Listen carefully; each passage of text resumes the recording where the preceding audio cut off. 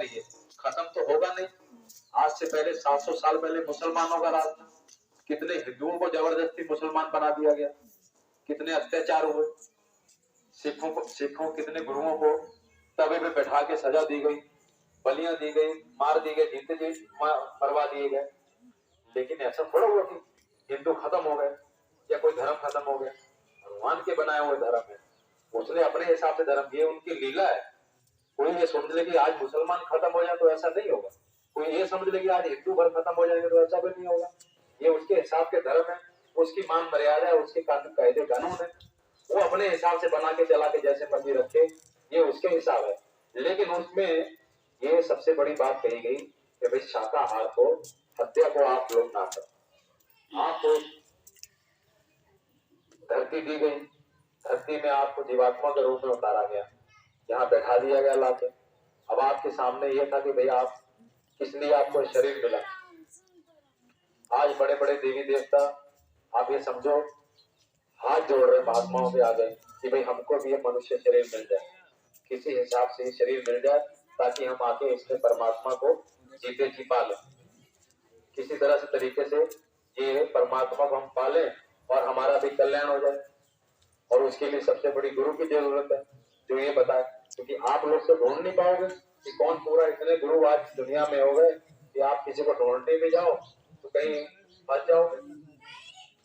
अंधा गुरु बहरा चेला, होए नरक में ठेलम ठेला। अब कैसे किसको पूछोगे, किसको ढूंढोगे?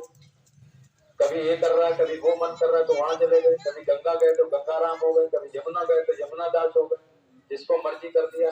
लेकिन अंतिम समय में आप ये समझो कि अपने जीव का कल्याण, जीवात्मा के कल्याण के लिए आपने अपना काम नहीं किया और मांस मछली अलग खाए और शराब अलग पी और सोच रहे हो कि भाई जब हम मरेंगे तो मुक्ति हमको मिलेगी। इस हिसाब से तो मुक्ति का रास्ता बहुत बहुत दूर है।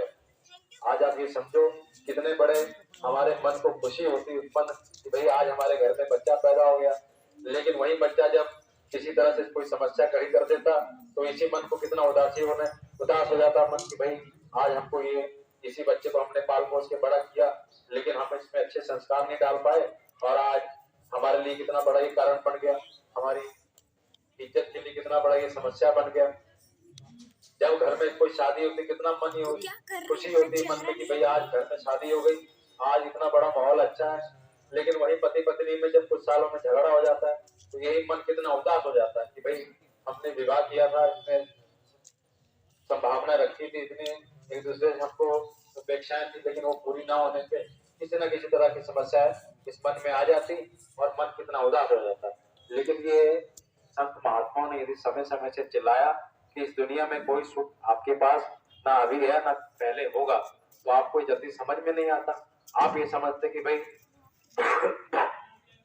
इस बुद्धि के बल से जितना आप जोर लगा लें वो काफी है कि भाई आज हम पैदा हुए, केवल हम ही पैदा हुए। आप ये नहीं समझ रहे कि भाई आपसे जो पहले आए वो यही बोलते थे कि ये सब हमारा है, हम ही सब लेके आए, और जो आपके बाद आए आप उनको वो ये बोलेंगे कि भाई ये सब हमारा है कि हमारा है। लेकिन ऐसे करते करते कितने लोग चले, लेकिन अभी भी धर्म को गलत माना जा रहा है। लेकिन धर्म खत्म तो होगा नहीं, जितना मर्जी कोई प्रयास कर ले, लोग अभी समझ रहे हैं। अभी तो गुरु महाराज ने हमारी यही तो बात कही थी कि भाई धर्म खत्म होगा नहीं, वापिस आएगा। लेकिन कितना लोगों ने प्रयास किया, नेताओं ने प्रयास किया, रामायण को जला दो, खत्म कर दो, कोई माने ही ना, कोई धर्म को माने ना, कोई ग्रंथों को माना ना जाए, किताबों को माना ना जाए, झूठो बोलो और तालियां बजवाओ। लेकिन ऐसा क्या हुआ, धर्म तो खत्म होगा नहीं, कोई ना कोई शक्तियां आएंगी, अपना काम करेंगे। इसी धर्म का मूल रूप, सबसे मुख्य रूप धर्म का जो पहली पौड़ी है वो शाकाहार।